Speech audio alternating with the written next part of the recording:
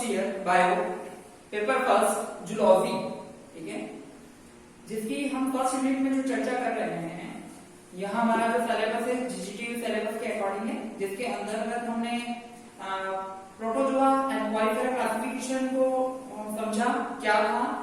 उसी के साथ हमने यहाँ पर देखा कि जो हमारा इसके साथ पैथोजन या पैथोजेनिसिटी क्या थी, रोगजनकता क्या थी, उसके तहत हमने दो चीजें देखी हैं।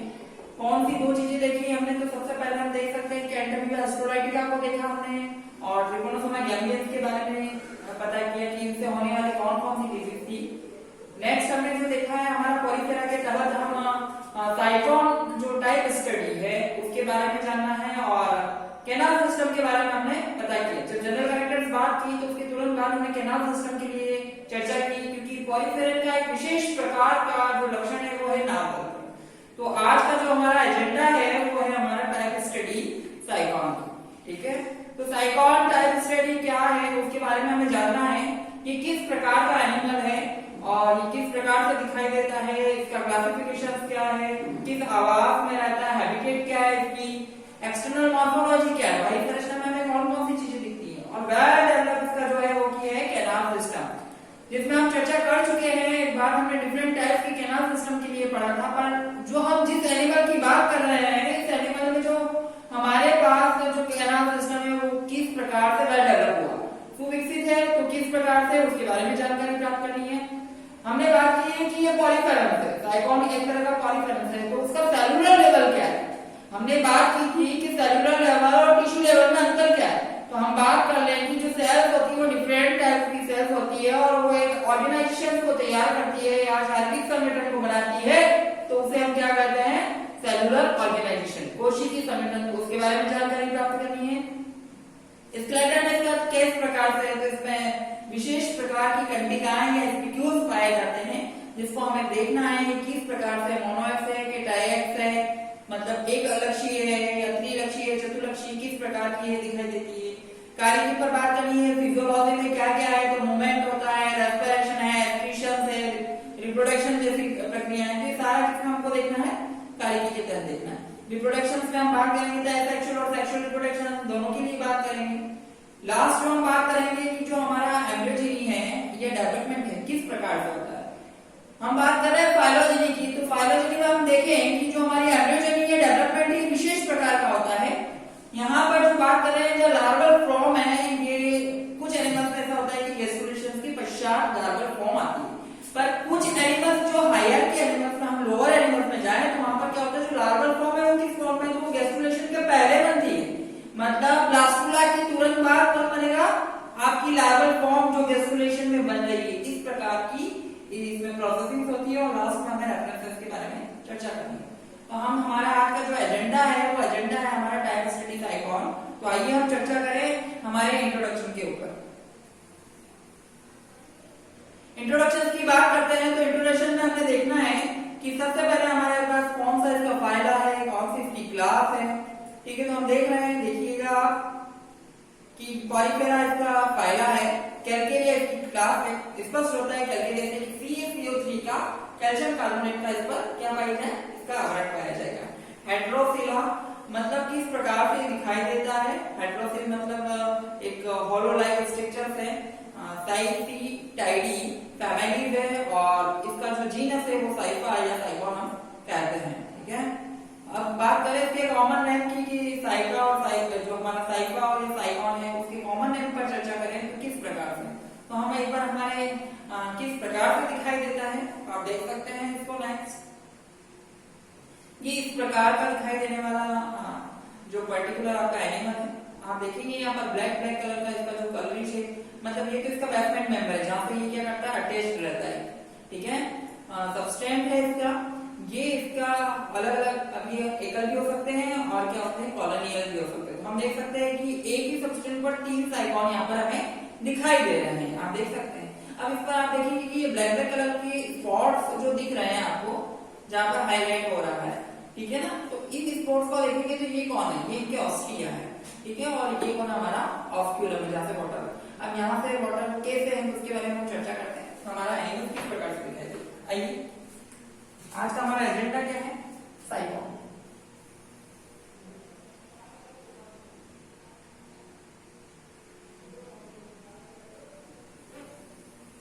साइफा या साइकॉन, ठीक है, साइकॉन। इसके बारे में चर्चा करनी है। साइकॉन बनाने के लिए आपको इस प्रकार से हम देख रहे हैं, हमारा जो एनिमल है वो एक सॉलिटरी के माध्यम से इस प्रकार से इसका अरेंजमेंट है और ये किसी आधार या सबस्टेंस से जुड़ा हुआ है, ठीक है। इस प्रकार के इसके पास स्पिक्यूल्स होते हैं जो कंटिकाओं का संपूर्ण शरीर बना हुआ होता है। इन कंटिकाओं को हम देखें तो ये संपूर्ण शरीर पर इस प्रकार से बिखरी हुई रहती है। आप देख सकते हैं अभी जो हमने यहाँ पर जो पिक्चर ड्रॉ किया है वो एक कॉलोनियल रूप में विकसित है। कुछ एनिमल साइकिल रूप में भी रहते हैं, ठीक है, और ये सारे स्थानबंध है। इसकी चर्चा करें हम तो ये जिस क्लासिफिकेशन के तहत है उसका नाम ही पॉलीफेरा है, मतलब इसके संपूर्ण शरीर पर क्या पाया गया है, छिद्र पाया गया है, ठीक है ना। तो इस प्रकार का जो जंतु आप देख सकते हैं जिसमें हमें कौन कौन से स्ट्रक्चर जो एक्सटर्नल हमारा देखे या बात करें तो उसमें कौन कौन सी चीजें हमें दिखाई देती है। ये सारे इनकी क्या है, ऑस्टिया हैं जिसके माध्यम से पानी क्या होता है, अंदर शरीर में प्रवेश करता है। ये संख्या में बहुत सारे होते हैं और इनमें जो वेल डेवलप जो होता है वो इनका होता है कैनाल सिस्टम। कैनाल सिस्टम के माध्यम से पानी अंदर आता है और वहां बहुत सारी कैनाल होती हैं, उनके माध्यम से भोजन को ग्रहण किया जाता है। रेस्पिरेशन, वाटर करंट, एस्केशन जैसी प्रक्रियाएं यहाँ पर संपन्न होती हैं, ठीक है ना। तो जिसके लिए हम चर्चा कर रहे हैं ये हमारा साइकॉन है। साइकॉन के लिए हम बात करें कि यहाँ पर जो सबस्टेंट है, देखिएगा ये ऊपर वाला जो पार्ट है उसका ऑस्क्यूलम्स होता है। ये छेद आकार जो है उसका बड़ा होता है। ऑस्क्यूलम की बात करें तो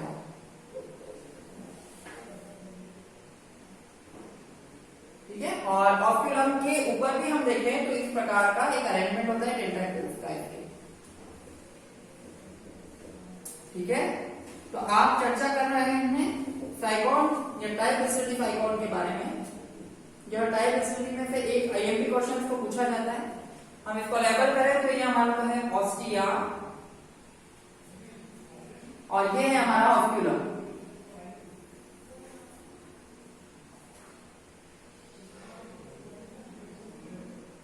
ठीक है। ये ऑस्क्यूलम में एक होता है, साइज में बड़ा होता है और ये बहुत सारे हमारे पास कौन है, ऑस्टिया, ठीक है। तो ये अभी जो हमने देख रहे हैं इंट्रोडक्शन के लिए, हाँ, इसका जो है किस प्रकार का शेप है, तो ये है कलश के समान है, इसलिए इसको अर्न स्पॉन्ज के नाम से भी जाना जा सकता है। इसका जो कॉमन नेम है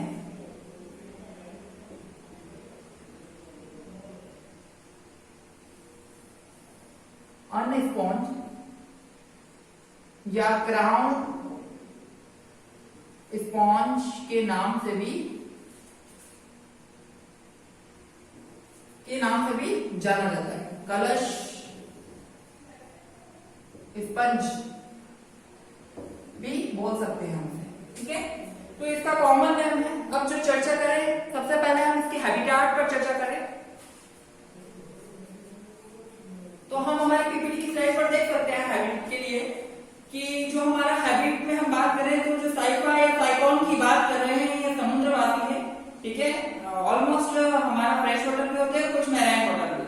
तो ऑलमोस्ट तो हमारे मैराइन वाटर में देखे गए हमने। ये कहाँ पर मिलता है, तो जो हमारा नॉर्थ अंटार्कटिका वाला जो पार्ट है, अंटार्कटिका वाला पार्ट है, वहां पर सभी अधिक मात्रा में पाए जाते हैं क्योंकि वहां पर देखा जाए तो वहां पर जो चक्रवात जैसी संभावनाएं कम बनती है, ठीक है। हम ये क्या है, सॉलिटरी एनिमल्स है, ठीक है। और जो ये रहते कैसे हैं या इनका जो बर्डिंग का कॉलोनियल बर्डिंग के रूप में रहते हैं, ठीक है। और ये अच्छी बात बताया जाए कि जो चट्टाने हैं या जो डूबी हुई चट्टाने वहां पर ये स्थायी रूप से चिपके रूप में मिल सकते हैं। साथ ही जहाँ ज्वार भाटा, निम्न ज्वार भाटा जिसको हम टाइडल बोल सकते हैं, ये कहते हैं टाइडल, वहां पर ये सबसे ज्यादा पनपते हैं, ठीक है। ये तो हमारा हैबिटेट था। नेक्स्ट बात करते हैं एक्सटर्नल मॉर्फोलॉजी की। एक्सटर्नल मॉर्फोलॉजी में हमें क्या क्या चीजें दिख रही है, तो हम बाह्य संरचना की बात करें, एक्सटर्नल मॉर्फोलॉजी में हमें क्या दिख रहा है, ये इस प्रकार का इसका शेप है। तो एक तो हमें क्या दिखते हैं, इसके स्पिक्यूल,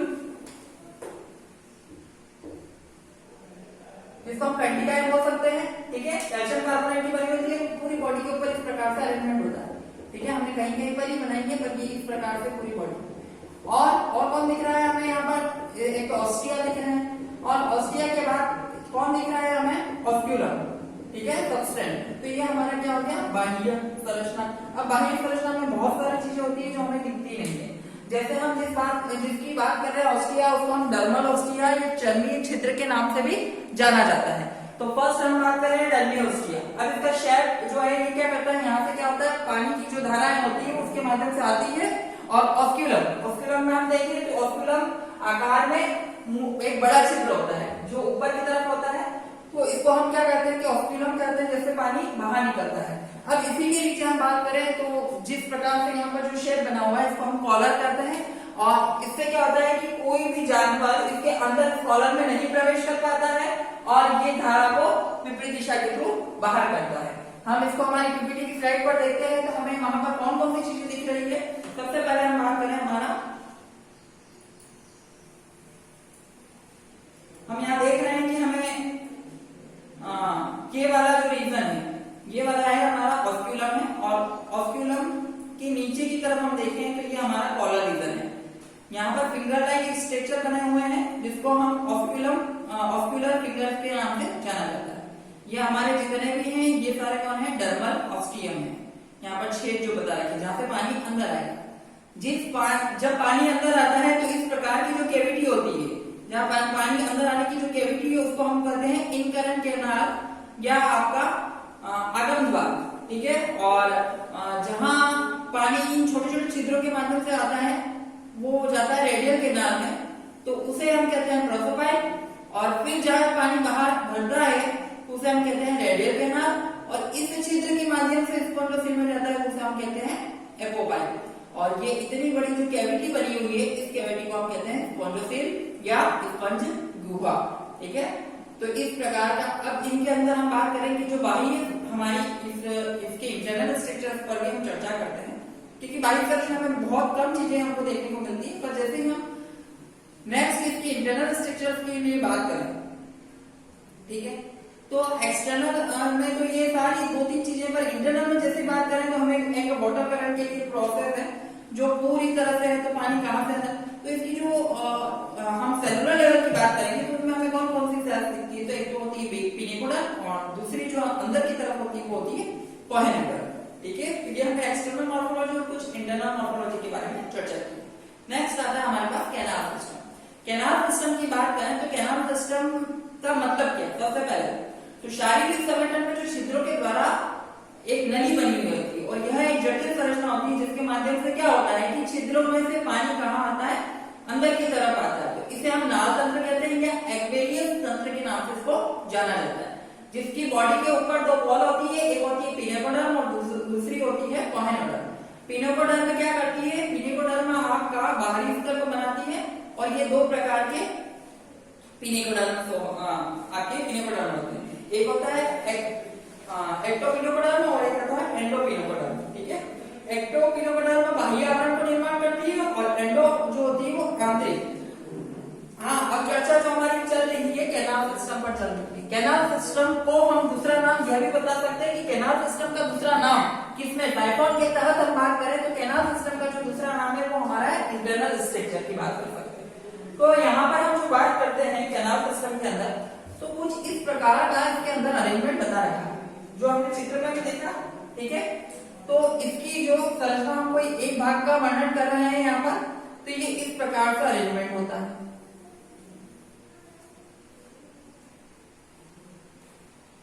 हम जैसे ही बात करें कि जैसे यहाँ पर ये हमारा ऑस्क्यूलम है, एक छिद्र बता रखा है, हमने कोई एक ही भाग को प्रदर्शित किया है। ये जो गुहा है हमारी स्पॉन्डोसिल है। अब आप देख सकते हैं कि यहाँ पर किस प्रकार से जो इनका अरेंजमेंट है।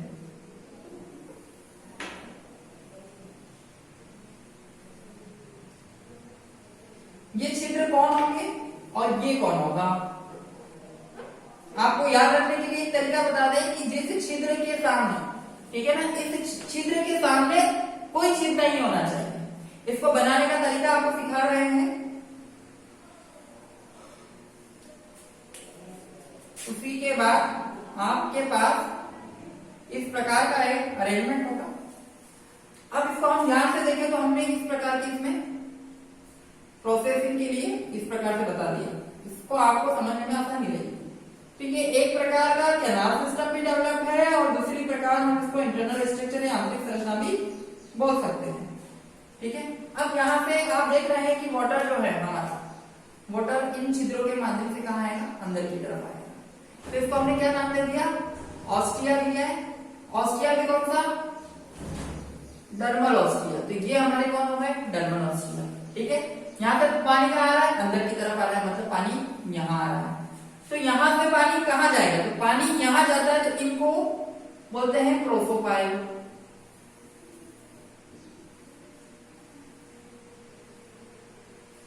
ये हमारे कौन है, प्रोसोपाइल। तो ये पानी पहले इधर गया, मतलब कहां से, डर्मल ऑस्टिया से पानी अंदर की तरफ आ रहा है, तो इसको हम क्या बोल सकते हैं, इन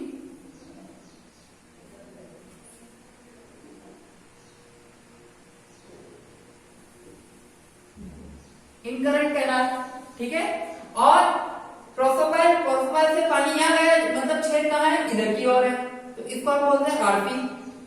तो ये हो गई हमारी रेडियल कैनाल। रेडियल कैनाल से ये इस क्षेत्र के माध्यम से हमारा जो है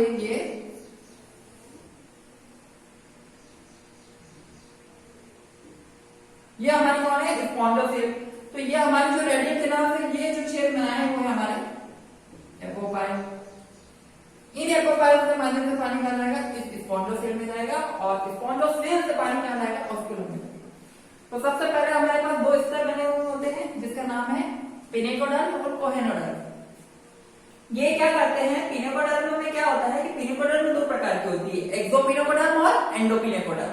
तो ये कहां पर पाई जाएगी, ये आपके ऑस्टिया और ऑस्क्यूलम को छोड़कर संपूर्ण शरीर में पाई जाती है। यहाँ और यहाँ वाले भाग को छोड़कर संपूर्ण शरीर में कौन पाई जाती है, पिनेकोडर्म। तो ऑस्क्यूलम, अब ये दो प्रकार की है, एंडो और एक्सो। तो एक्सो वाली बाहर की तरफ और एंडो वाली अंदर की तरफ पाई जाएगी। ठीक है, नेक्स्ट आता है हमारे पास कोहेनोडर्म। कोहेनोडर्म में जो होता है वो इंटरनल पार्ट्स को बनाती है। ठीक है, और उसमें जितने भी जो सेलुलर सेल ऑर्गेनल्स है उसके लिए हेल्प करती है।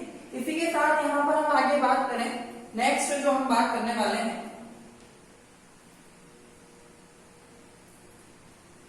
कि हमें कैनाल सिस्टम में कौन कौन सी चीजें दिख रही है, तो हमने देख लिया। देखो, सबसे फर्स्ट हम बात करें,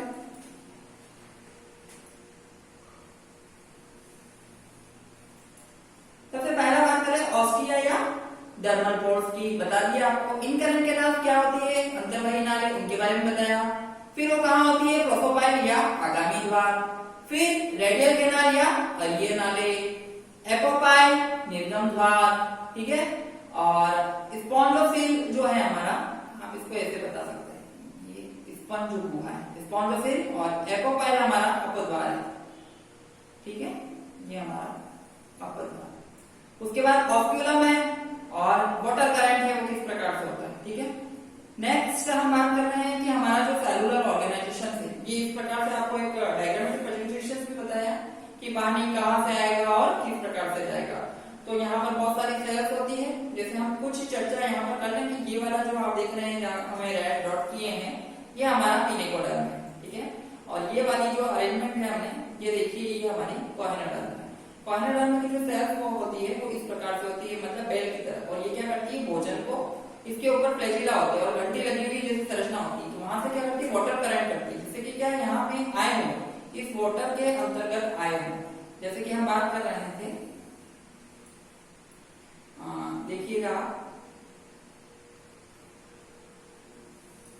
ये पानी का जो बहाव है, इस ऑस्क्यूलम जो आपकी ऑस्टिया है ना, यहाँ से पानी कहाँ आया, पहले यहाँ अंदर आया। पानी यहाँ अंदर आने के बाद ये कौन से कैनाल हो गए, इनकरेंट कैनाल हो गए। तो पानी या तो यहाँ जाएगा या इनके माध्यम से पानी आएगा। तो पानी कहाँ आएगा, इन प्रोसोपाइल के माध्यम से पानी कहाँ आ रहा है, आप देख सकते हैं, पानी ये हमारा अंदर आ रहा है। तो यहाँ पर कौन है, जलाम। तो यहाँ पर हमारी रेडियल कैनाल है, इस रेडियल कैनाल के अंदर जैसे वाटर बॉडी में जैसे इस प्रकार से पूरा पानी यहाँ भर गया और उसमें आने वाले छोटे छोटे जीव, तो उन पानी के साथ हमारे पास यहाँ पर कौन आ रहा है, आप देख सकते हैं, हमने पूरा इसको कलरिंग कर रखा है। या देख लीजिए कि वाटर जो है इस प्रकार से यहाँ अरेंजमेंट है। प्लस यहाँ पर हम बात कर रहे हैं कि इस पानी के अंतर्गत कौन सा आ रहा है हमारे पास, ये सारे एनिमल्स, जैसे कि हमने इसको ये देखिए,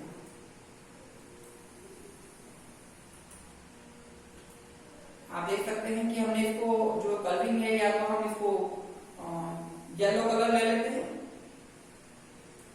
तो ये हमारे छोटे छोटे इंसेक्ट है, आप देख सकते हैं, कलर चेंज किया हमने यहाँ पर, हम इसको थोड़ा सा, जैसे कि हमने ब्लैक कलर की कोई इंसेक्ट ली, या आप ये एनिमल्स है तो क्या खाते हैं पानी के अंदर, तो छोटे जीव या प्लैंक्टन, तो ये ब्लैक कलर के जो भी आते हैं प्लैंक्टन, आप देख सकते हैं कि ये प्लैंक्टन यहाँ पर आए हैं, किसके साथ आए, वाटर करंट के साथ पानी। अब ये प्लैंक्टन को कौन, ये आपके जो कोहेनोडर्म्स जो सेल्स है आपकी, आप देख सकते हैं जो कोहेनोसाइट्स है, जो कोहेनोडर्म से पूरी यहाँ पर इंटरनल, जो कि रेडियल किनार होगी वहां पर ही ये सीमित होगी, तो यहाँ पर क्या होगा कि ये यहाँ पर इसको क्या करेगी, वाटर करंट करेगी, मतलब ये फ्लैजिला घूमेंगे तो इससे क्या चले जाएंगे, ये यहाँ पर अंदर की तरफ आ जाएंगे, ठीक है, और अंदर बहुत सारी सेल्स बता रखी है, ठीक है, तो ये यहाँ से अंदर जाएंगे और भोजन का कार्य करना शुरू करेंगे, ठीक है। नेक्स्ट हम इसकी बात करते हैं कि ये पानी होगा वो कहाँ जाएगा, यहाँ पर किसमें, यहाँ पर आते आते ये सारे यहाँ रुक जाएंगे, ये बाहर की तरफ स्पॉन्डोसिल में नहीं जाएंगे, ठीक है, तो ये रेडियल किनार जो थी हमारी अरियनाल, वहां क्या करेगा, भोजन का कार्य भी करेगा, ठीक है। तो हमने इसके कैनाल सिस्टम के अंतर्गत हमने ये समझा कि भोजन किस तरह से आता है, पानी का करंट क्या है और पानी किस प्रकार से बाहर निकल जाता है, ठीक है।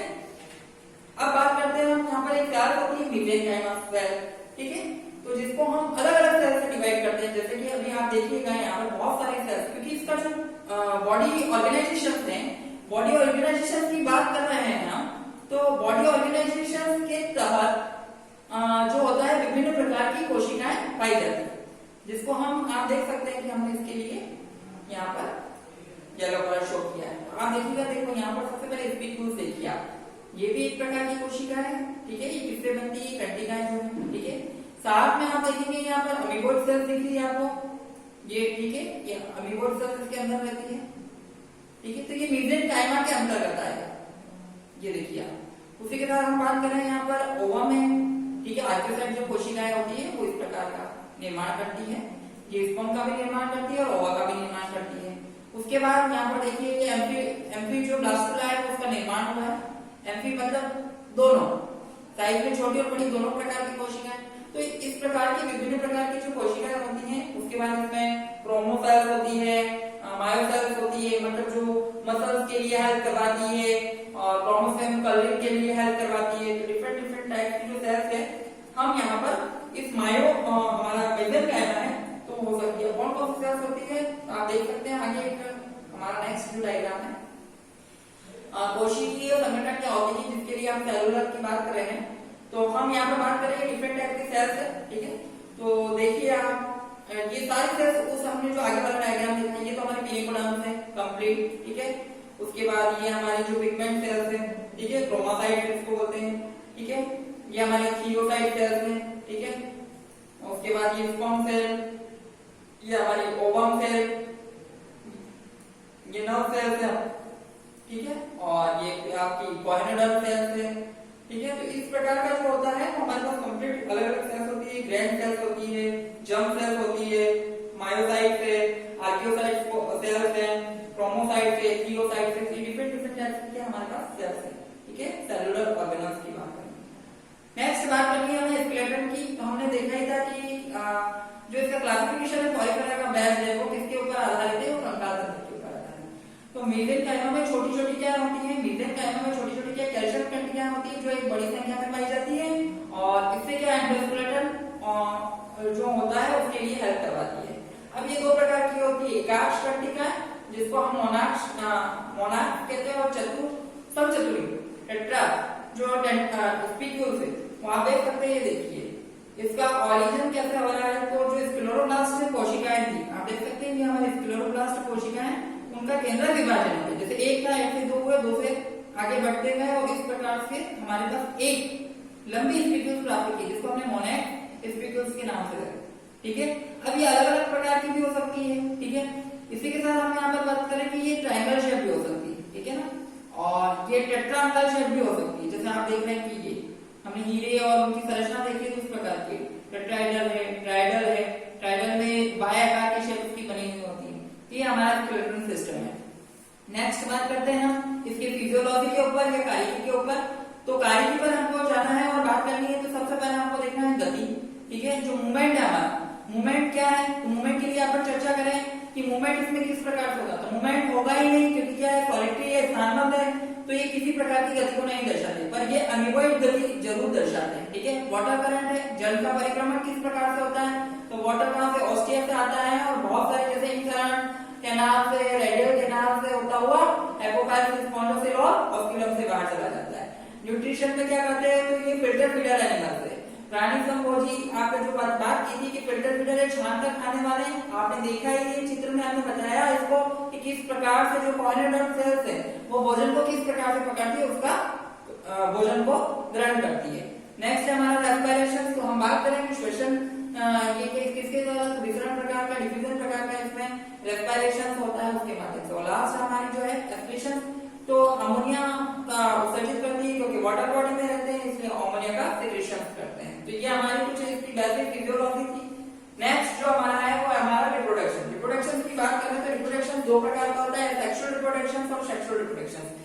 हम देखें कि सबसे ज्यादा जो हमने देखा है यहाँ पर एसेक्सुअल रिप्रोडक्शन स्पॉन्ज में देखने को हमको मिलता है, ठीक है। तो मुकुलन या बर्डिंग के द्वारा इसका मतलब कोई भी भाग फूल कर अलग हो जाएगा, उसके बाद वो नया जनरेशन हो जाएगी। तो इस प्रकार का मतलब एसेक्सुअल रिप्रोडक्शन है। और सेक्सुअल रिप्रोडक्शन की बात करें तो ये हमारा जो एनिमल्स है, मोनोशियस मतलब उभयलिंगी प्राणी है, मेल फीमेल दोनों एक ही पाए जाते हैं। यहाँ पर एक वर्ड है प्रोटोकैरी या स्थिर क्रूर होता, मतलब एक बड़ा होता है उस पर एक से ज्यादा संख्या में कौन स्पर्म उसको फर्टिलाइज कर देते हैं। तो और इसमें जो पर निषेचन है, क्रॉस फर्टिलाइजेशन की प्रवृत्ति होती है। और उसके अंतर्गत हम देखें तो यहाँ पर मेल जो सेल है हमारे पास, जो कि आर्किसाइड से मिलकर बनी हुई है, और फीमेल सेक्स सेल है जो भी वो भी हमें आर्किसाइड से मिली हुई है, तो उससे स्पर्म और ओवा का निर्माण होता है, ठीक है। स्पर्म से हमें जो हमारा स्पर्मेटोजेनेसिस या शुक्राणुजनन है वो, और फीमेल से हमें जो फीमेल साइड है हमारे गोनासाइड की, तो उससे हमें oogenesis या अंडजनन जैसी प्रक्रिया यहाँ पर मिलती है। और उसके पश्चात हमारे पास क्या होता है, फर्टिलाइजेशन होता है। फर्टिलाइजेशन के पश्चात हमारा जो एम्ब्रियोजेनिक ऑफ डेवलपमेंट की बात करते हैं, ठीक है ना। अब यहाँ पर कोई विचित्र प्रकार का डेवलपमेंट यहाँ देखा गया है। तो सबसे पहले प्रारंभिक भ्रूण की अवस्था में क्या होता है, जैसे ही फर्टिलाइजेशन होता है, ठीक है। हम चर्चा करते हैं, हमारा नेक्स्ट टॉपिक है डेवलपमेंट की बात कर रहे हैं, ठीक है। डेवलपमेंट देखना है हमको किसमें, साइकोन में। तो इसमें ऐसा क्या है,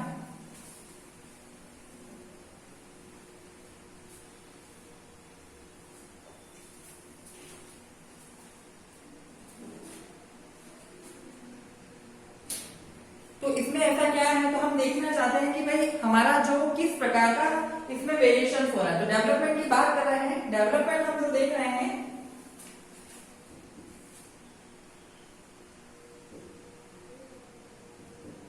परिवर्तन, किसका, एम्ब्रियोजेनेसिस के तहत भ्रूणीय या परिवर्तन की बात करें तो सबसे पहले आपने देखा क्या, हमारी आर्कियोसाइट सेल से हमें क्या मिला, स्पर्म और ओवा दोनों जब मिले तो क्या मिल गया, जाइगोट बन गया। तो इस प्रकार की प्रोसेसिंग को हम क्या कहते हैं,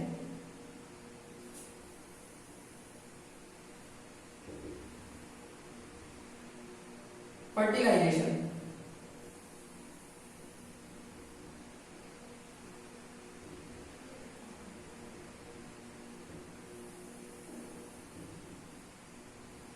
ठीक है। फर्टिलाइजेशन की या निषेचन की जो प्रक्रिया है, ठीक है, फर्टिलाइजेशन या निषेचन की जो प्रक्रिया है, तो आप ये क्या बना हमारे पास, जाइगोट,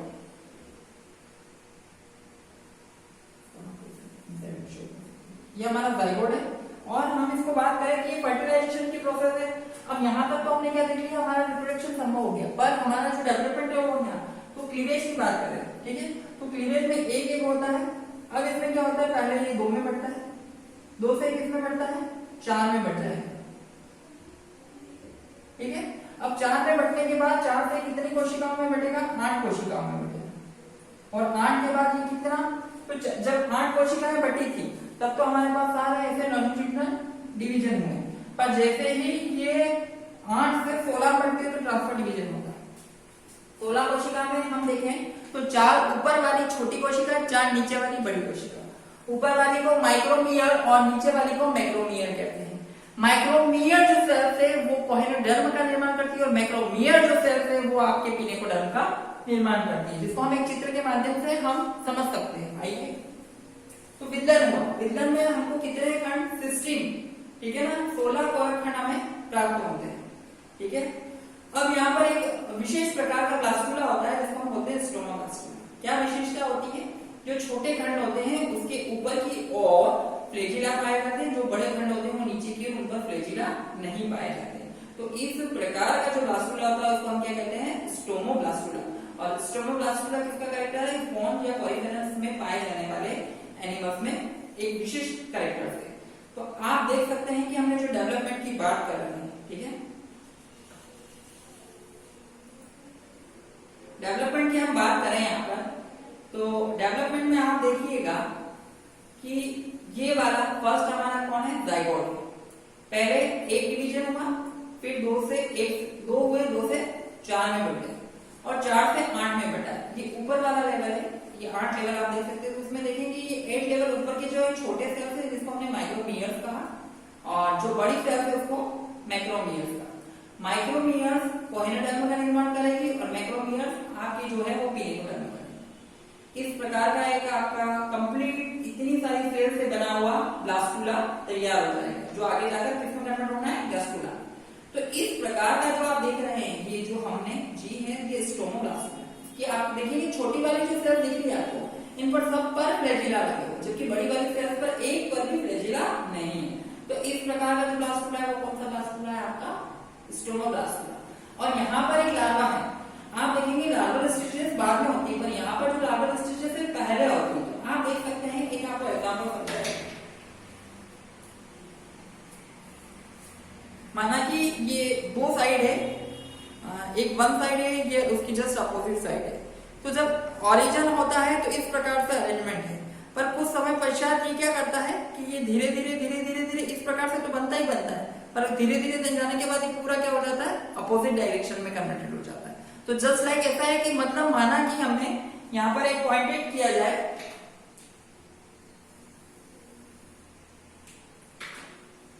माना इसको आपने जो पॉइंटेड किया है मतलब कि क्या है कि छोटी सेल्स है और उसके ऊपर क्या पाए गए हैं? हमारे जो फ्लैजिला है, ठीक है, वो यहाँ पर पाए गए हैं। अब ये फ्लैजिला क्या होंगे? धीरे धीरे धीरे धीरे धीरे धीरे धीरे धीरे कहाँ आ जाएंगे? अंदर की तरफ आ जाएंगे। और अंदर की तरफ करने के बाद क्या होगा? जो बड़े वाले थे वो सेल्स कहाँ आ जाएगी? ऊपर। तो हम इसको डायग्रामेटिक में समझ सकते हैं। क्या आप देखिएगा, हमने स्टोमोब्लास्टुला की बात की और यहाँ पर हम ये देख सकते हैं कि ये वाला जो हमारा है वो एम्फीब्लास्टुला। देखो ऊपर की तरफ हमारी बड़ी कोशिका है और अंदर की तरफ हमारी फ्लैजिलेटेड कोशिका, जो आगे जाकर हमारा क्या करती है? डेवलपमेंट करती है। किसका? इस पर स्पिक्यूल्स डेवलप होते हैं और बाद में किसका निर्माण करती है? साइकोन। ठीक है, जो हमने देख लिया लार्वल स्टेजेस में हमको कौन सा मिलता है? एम्फीब्लास्टुला मिलता है। एम्फीब्लास्टुला स्टोमोब्लास्टुला का भी मॉडिफिकेशन है, ठीक है। एम्फी का मतलब होता है दोनों, ठीक है, तो बहुत है और मतलब दोनों तरफ पाई जाने वाली, ठीक है। और लास्ट में हमारा होता है गैस्कुलेशन। गैस्कुलेशन के पश्चात एम्फीब्लास्टुला क्या हो जाता है? स्थिर हो जाता है, फिक्स हो जाता है। उसके बाद हमारा गैस्कुलेशन की जो प्रक्रिया होती है वो यहाँ पर संपन्न होती है। इस प्रकार से हमने अभी जो देखा कंप्लीट हमने साइकोन की स्टडी की है, जिसमें सबसे पहले इंट्रोडक्शन की बात की है, उसके कॉमन है, नेक्स्ट हमने उसके हैबिटेट की बात की है, वो किस आवास में रहता है, उसके बाद एक्सटर्नल फीचर्स को देखा और नेक्स्ट हमने इंटरनल फीचर्स को कैनाल सिस्टम नाम दे दिया, जिसके साथ हमने इसके पूरे ऑर्गन के बारे में देख लिया। इसकी स्केलेटल सिस्टम वेल डेवलप है क्योंकि इसका जो आधार ही क्या है? कंकाल है और सीएस का बना होता है, तो उसके बारे में हमने चर्चा की। उसी के साथ हमने इसकी फिजियोलॉजी पर लोकोमोशन देखा, वाटर करंट, रेस्पिरेशन, एक्सक्रीशन जैसी प्रक्रियाओं को हमने समझा। रिप्रोडक्शन में 2 प्रकार के रिप्रोडक्शन को समझा, कोई भाग कटकर अलग हो जाए तो बड़ी एसेक्सुअल रिप्रोडक्शन, पर इसके अंदर जो सेल्स है उससे होने वाला रिप्रोडक्शन था वो सेक्सुअल रिप्रोडक्शन था, जिसके तहत आर्कियोसाइट जो सेल्स थी, आर्कियोसाइट सेल्स से स्पर्म और ओवा का डेवलपमेंट हुआ, जनन जो जर्म सेल्स का नाम भी दिया है हमने। तो उसने क्या किया है कि डेवलपमेंट की बात की, उसके बाद हमने स्पर्म ओवा आए, जाइगोट बने, 4 सेल्स बनी, 4 से 8 बनी, 8 से 16। तो एग सेल्स ऊपर की थी माइक्रोमियर्स और छोटी सेल्स थी और बड़ी सेल्स जो थी मैक्रोमियर्स, जिसने पिनेकोडर्म और कोहेनेडर्म का निर्माण किया। तो इस प्रकार से हमारा पूरा डेवलपमेंट यहाँ संपन्न होता है। और अंतिम में हमें जिस बुक से हमने इसको पढ़ाया है उसके रेफरेंसेस में है। तो सबसे पहले हमारी जो बुक है यहाँ पर text book of introduction, text book of invertebrate, जिसके ऑथर है एन अरुमंगम, डॉक्टर एन अरुमंगम, जो कि सारस पब्लिकेशन से लिया गया है। नेक्स्ट हमारी बुक है modern text book of zoology invertebrate. ठीक है, तो हम बात कर रहे हैं ये हमारे आर.एल. कोटपाल राइटर है इनकी, और ये रस्तोगी पब्लिकेशन से लिया गया है। नेक्स्ट हमारी जो है diversity of animal and evolution, जिसके पारी भटनागर और जो कैम्ब्रिज जी इनके हैं, अलका पब्लिकेशन से हैं। और अंतिम जो हमारा है हैंडबुक ऑफ बायोलॉजी, जिनके लेखक जो है कविता जी हैं, शैलेश जी और संजय जी शर्मा जी हैं, जिन्होंने अरिहंत पब्लिकेशन से लिया गया है। धन्यवाद।